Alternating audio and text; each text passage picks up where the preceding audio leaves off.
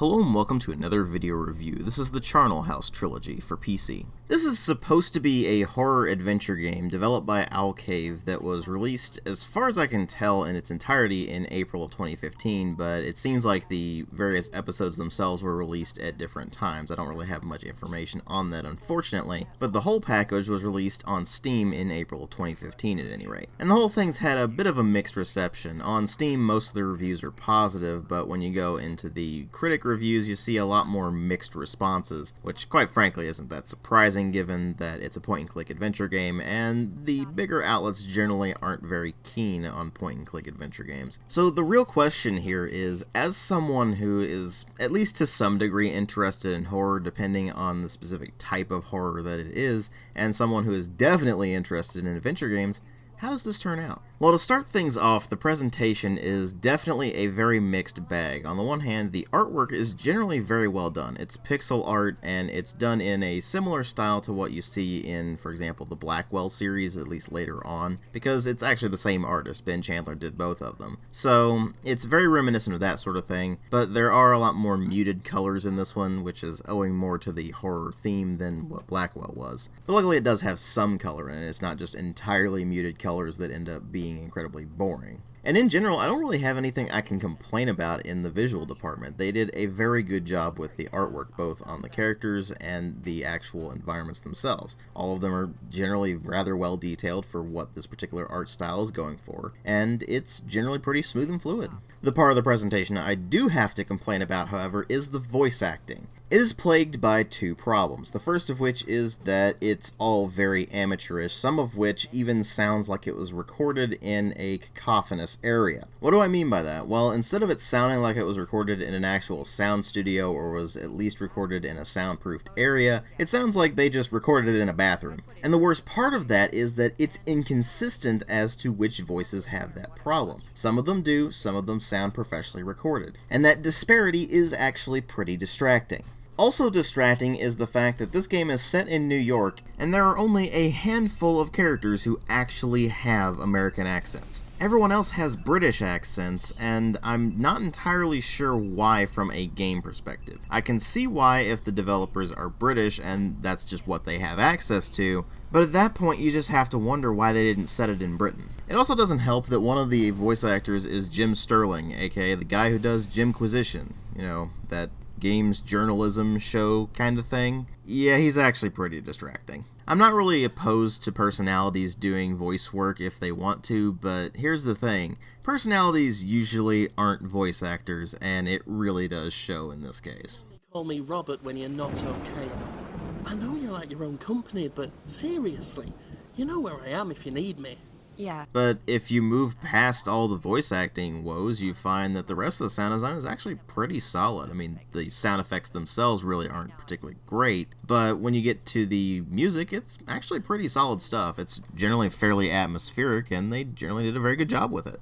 It's a shame then that while you have sound effects that work but aren't particularly great, and you have music that's rather solid, the voice acting is such an incredibly mixed bag. But of course what really matter here are the story and the gameplay, and the story in this is that you play as Alex Davenport, at least in the first episode. In the second episode you play as Dr. Harold Lang. And the plot revolves around Alex going to see her friend Kat, who is at Augur Peak. It's a mountain on an island where this horror writer is supposed to be dwelling, and so she's having to go on this train ride to get to the only port that actually sends boats over there. Along the way, she runs into Dr. Harold Lang, and from there it ends up getting weirder and weirder and weirder as the game progresses. And you can actually see where it's supposed to be this interesting horror experience as you progress through the game. There's a couple of problems with that. First, the pacing is completely shot. The entire first episode basically exists to get on your bad side, because it introduces you to the character of Alex,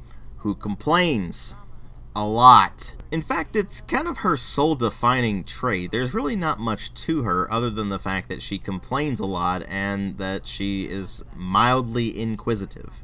Oh sure, you could rattle off traits like, oh, she likes video games and she likes pulpy horror and so on and so forth, but those are just passing mentions. They don't ever actually matter to the game proper. Instead, the game mostly concerns itself with her ex-boyfriend and his effect upon her life, which is kind of odd. It makes you wonder if the writer went through a bad breakup or something.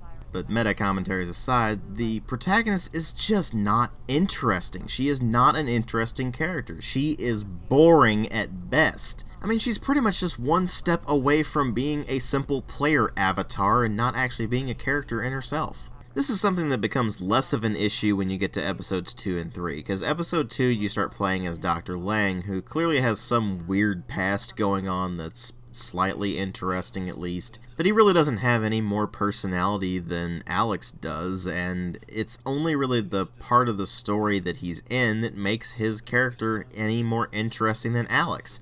It's really just a matter of that's where the story starts to get weird, so that's where things actually start to become mildly interesting. The entire first episode may as well not even exist. It has a few plot elements in it that are necessary for the whole, but that's maybe 2 minutes of setup, which is pretty much irrelevant for episode 2, and it really only comes up when you get to episode 3, and even then, when you get to episode 3, all that stuff just feels contrived. It's almost like they made episode 2 first, and then they built episodes 1 and 3 afterwards, and tried but failed to work it into the overall plot. This has two effects. First, the story just is blatantly unfinished. It ends on a cliffhanger for the inevitable sequel, which I believe is called Augur Peak. So it's deliberately leaving almost all of your questions unanswered so they can answer at least some of them, if not all of them, in the sequel. But it's also got the issue of the entire story just coming across as a jumbled mess. Episode 3 definitely feels like a continuation of the plot elements that actually mattered in Episode 1, but Episode 2 feels oddly self-contained, like it doesn't have any real bearing on anything that's going on in Episodes 1 or 3, and that just ends up making the story way more confusing than it should be. The thing is that it's not really confusing in that it gives you this mystery that you need to solve. It's confusing because you have to sift through the crap in order to get to the actual plot, and then you're like, oh, that's it? That was incredibly underwhelming. This means that the game ultimately has to fall back on two things. The first is a result of it being a horror title. The second is a result of it being a video game. And those are the atmosphere and the gameplay. I'm going to talk about the gameplay first because there's basically nothing to talk about here. This is a point-and-click game, but it's really not much of a game. You're basically just clicking on things to advance the story. There's really no actual puzzle solving here. What little puzzle solving there is frankly pathetic. As in, of the variety I'm pretty sure Concussed Concrete could figure out. Meaning that the only intellectual stimulation you're ever going to get throughout the game is in the writing department as well as the atmosphere. And the atmosphere is where the game ultimately dies. Now, I'll be the first to admit that horror games and horror movies and such usually don't faze me in the slightest. It takes a pretty atmospheric game or movie to really start to get me. Which is why the vast majority of horror games out there I just find incredibly boring. They rely more on jump scares than creating any sort of real atmosphere, and unfortunately the Charnel House Trilogy doesn't even have jump scares, really. Just because weird things are going on doesn't make them scary.